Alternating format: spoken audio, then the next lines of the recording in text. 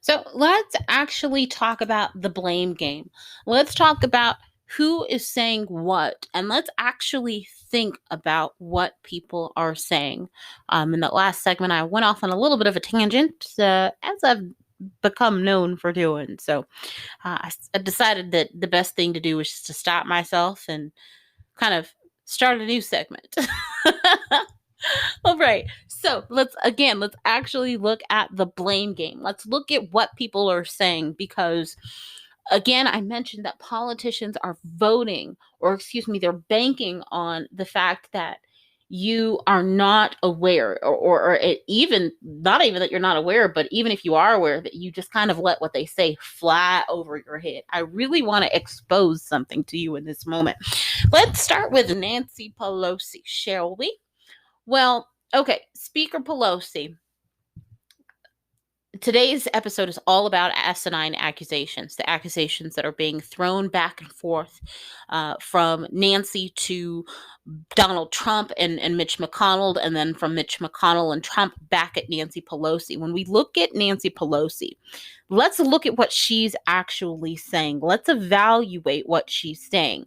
But first off, let's actually disclose what she is saying. Nancy Pelosi is saying that it's all the Republicans' fault and it's all Donald Trump's fault that we have failed to see anything, in regards to a stimulus package because the Republicans, they either have not proposed anything that is sufficient, or things that were proposed and pitched to them that were sufficient, they just didn't agree to it. Okay? What I want to kind of expose about what she is saying here is the fact that I mentioned in a previous episode that why we are where we are with a lack of a stimulus is the fact that Mitch McConnell called for a pause. So let me kind of pause right there and put it very, very bluntly. Given what I just said, given the fact that our political organization wants to see Mitch McConnell defeated, given the fact that we do not believe that the president has done his absolute best for the American people regarding COVID-19, it should be very, very clear to you, how I mentioned in the previous segment, that people have some sort of bias, and anyone who tells you that they don't is a liar straight from the pit of hell. Our bias as an organization is that in this situation, Nancy Pelosi, is she perfect? No, but she has done more good for the American people on this issue of COVID-19 economic stimulus and relief. So that said, getting back to what I want to talk about regarding her claim that, look, the other side just either hasn't agreed to anything or they haven't really proposed anything. What I want to say about that, and I apologize for that, is that if you look back at Mitch McConnell's call for a pause, right? His call for a pause was something that, if you really scrutinize it, was a failure to agree to anything sufficient. His call for a pause came after the House had passed their stimulus package. So again, I'm in this respect, I guess you would say I'm agreeing with Nancy Pelosi here. It does come back to the other side as to why we haven't really seen anything. So now let's actually examine Trump and McConnell, okay? They are saying, well, look, obviously it's Nancy Pelosi's fault and she's holding out because here's what they are saying. She does not want to give Donald Trump a victory because it's going to look oh so great if Donald Trump sends you and your family out a check that has his name signed on it, just like the last check. You're going to fall in love with Donald J. Trump all over again and remember why you just love him from the bottom of your soul, right? Well, here's what I want you to think about, because that actually does not make sense. What? Yes, it actually does not make sense. Think about it. I say all the time, look at what people do, not what they say. They are telling you that it's Nancy's fault because she doesn't want to see Trump win. Okay? Think about it. We have a president who prides himself on knowing the art of the deal. He knows how to close a deal. A part of closing a deal is being able to call the other side's bluff, right? Especially when you are in the position, or at least if you believe that you're in the position where you have more leverage against the other side, which is what the Trump administration and the Republicans are saying, right? We have the leverage. We have the American people on our side. Pause, because America, right? So here's the deal. Let me tell you why this doesn't make sense. If our great negotiator in chief really believed this, if they really believed that Nancy Pelosi did not want to see a deal because she didn't want to send the checks out, if that was really what was holding things up, our great negotiator in chief, what would he have done? He and the Republicans would call her bluff.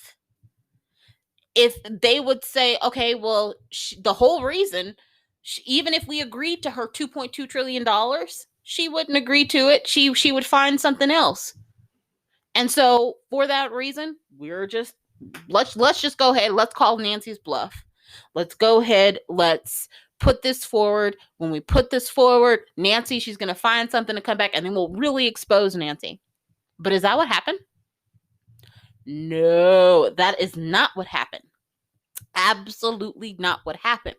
And that didn't happen because Nancy Pelosi, this whole mirage of it's all Nancy's fault and she just doesn't want us to be able to close a deal. That's not the real thing. The real thing, like I exposed, what was it, last week, was that Mitch McConnell knows that his fiscal conservative caucus will not agree to anything substantial. And substantial is the only thing that is deemed as sufficient in this current environment. So this whole malarkey about, it's Pelosi's fault, call her bluff. Call her bluff, great negotiator in chief. Call her bluff and expose her. Politics is all about perception. So if he knew for a fact that this is only something that Nancy's holding up because she doesn't want to see me get a check out, call her bluff. Make her agree to that $2.2 trillion, make her say no to it. If you're right, if your hypothesis is right, she'll go ahead and she'll kowtow and she'll find some other reason why. Give her everything she asks for. And according to your logic, according to the argument the Republicans are making, she should still say no because it's not about helping the American people. It's not even about what she's proposing. It's about she simply doesn't want to see Trump win. This is how you can know that what they are trying to sell you is asinine, coming from the Republicans, coming from the Trump administration. Don't just look at or listen to what these people are telling you. Look at what they're actually doing and then interpret it. Ask yourself, does it make sense? It doesn't make sense. It's kind of like how they say if you hear someone talking and what they're saying just doesn't make sense, most likely it's because they're not telling you the truth. And if we look at the situation and they are telling us that Nancy Pelosi isn't going to agree to a deal because she just doesn't want me to sign a check, okay, agree to all of her stipulations. And then by your logic, she should still reject it. And then by your logic, because it's all about how she just wants to reject you, you should make her look even worse. Y'all can take back the House, retain the Senate, and retain the presidency. So it really would be, but they're not doing that because they know that that is bullish. That's exactly what they know. Again, in life is all about perception, but politics is also equally about perception.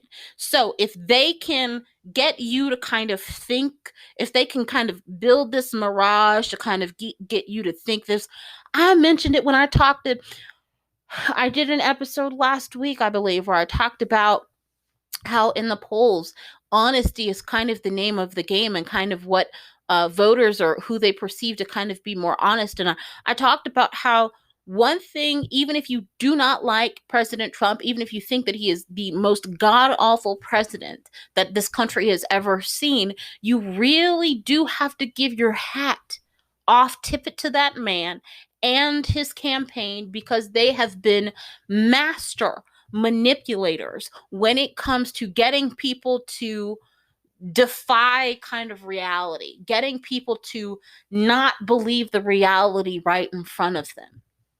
I believe that the American people are smarter than he is giving you credit for. Just open your eyes.